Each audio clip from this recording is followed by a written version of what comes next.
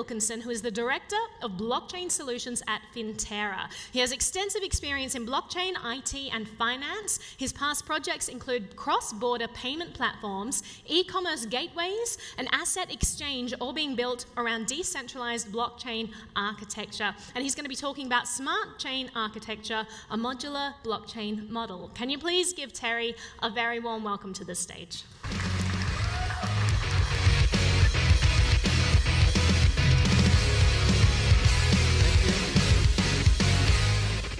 Thank you. Yeah, my name is Terry Wilkinson. I'm the Director of Blockchain Solutions at Finterra.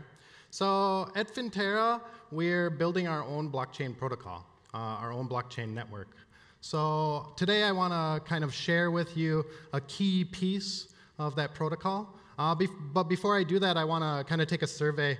How many people here are familiar with smart contracts or how smart contracts work? Okay.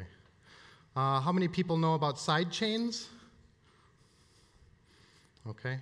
And how many people are familiar with plasma architecture or state channel architecture? Okay.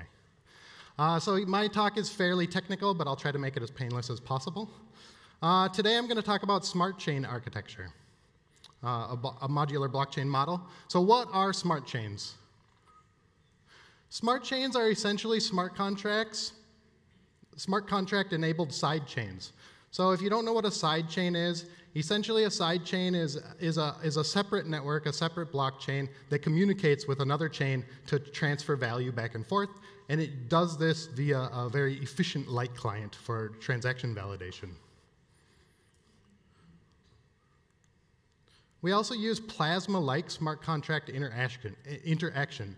So if you're not familiar with Plasma architecture, essentially Plasma uses smart contracts to communicate between blockchains, and it does so using state channels.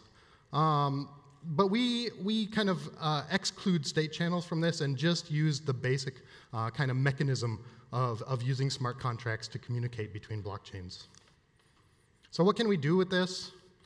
We can cryptographically securely transfer value between two chains. So this is in terms of tokens, network tokens, and other tokens. And we can, more importantly, we can securely transfer smart contract state. So this allows us to do interchain or cross-chain smart contracting. There are a few dependencies that this relies on. The first of these is that each chain must be able to interpret the smart contracting language of any other chain that it communicates with. The easiest example of this is if they share the same smart contracting language, but it's not necessary.